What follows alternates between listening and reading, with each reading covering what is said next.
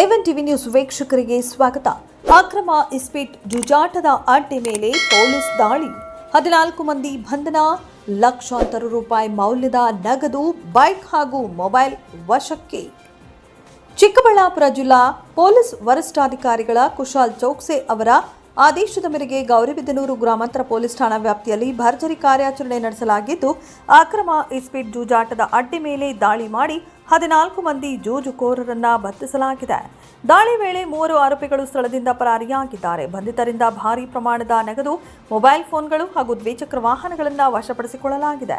ಚಿಕ್ಕಬಳ್ಳಾಪುರ ಜಿಲ್ಲೆಯ ಎಸ್ಪಿ ಅವರಿಗೆ ಕೆಂಕೆರೆ ಗ್ರಾಮದಿಂದ ಮಾಚೇನಹಳ್ಳಿ ಗ್ರಾಮಕ್ಕೆ ಹೋಗುವ ರಸ್ತೆಯ ಪಕ್ಕದ ಜಮೀನಿನಲ್ಲಿ ಅಕ್ರಮ ಜೂಜಾಟ ನಡೆಯುತ್ತಿರುವ ಬಗ್ಗೆ ಖಚಿತ ಮಾಹಿತಿ ದೊರೆತಿತ್ತು. ಈ ಆದೇಶದ ಅನ್ವಯ ಗೌರಿಬಿದನೂರು ವೃತ್ತದ ಸಿಪಿಐ ವಿ ಅಂಜನ್ ಕುಮಾರ್ ನೇತೃತ್ವದಲ್ಲಿ ವಿಶೇಷ ತಂಡವನ್ನು ರಚಿಸಲಾಯಿತು. ಈ ತಂಡದಲ್ಲಿ Kencharlahalli PSI Shyamala, probationary PSI Sharanagouda S Mulamani, Gauribidanur ಗ್ರಾಮಾಂತರ ಪಿಎಸ್ಐ ಹರೀಶ್ ಕುಮಾರ್ ಹಾಗೂ ಚಿಂತಾಮಣಿ ಮತ್ತು ಕೆಂಚಾರ್ಲಹಳ್ಳಿ ಠಾಣೆಯ ಪೊಲೀಸ್ ಸಿಬ್ಬಂದಿಗಳು ಭಾಗವಹಿಸಿದ್ದರು.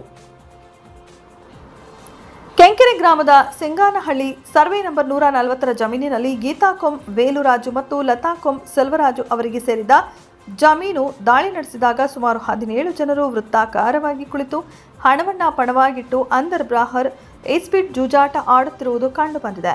ಪೊಲೀಸರು ತಕ್ಷಣವೇ ಜೂಜುಕೋರರನ್ನ ಸುತ್ತುವರೆದು ಬಂಧಿಸುವಲ್ಲಿ ಯಶಸ್ವಿಯಾಗಿದ್ದಾರೆ.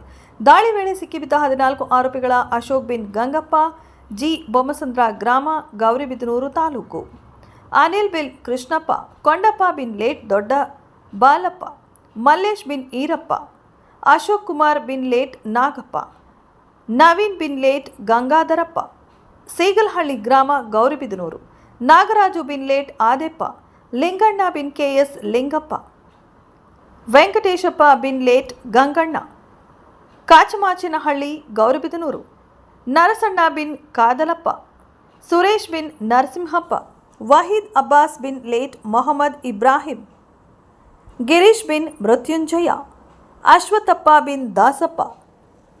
ಸ್ಥಳದಿಂದ ಒಟ್ಟು ರೂಪಾಯಿ 53,000 ರೂಪಾಯಿ ನಗದು ಹಣ, 13 ಮೊಬೈಲ್ ಫೋನ್ಗಳು, 9 ಬೈಕ್ಗಳು ಜಪ್ತಿ ಮಾಡಿ ಗೌರಿಬಿದನೂರು ಗ್ರಾಮಾಂತರ ಪೊಲೀಸ್ ಠಾಣೆಯಲ್ಲಿ ಸದ್ಯ ಪ್ರಕರಣ ದಾಖಲಿಸಿಕೊಳ್ಳಲಾಗಿದೆ.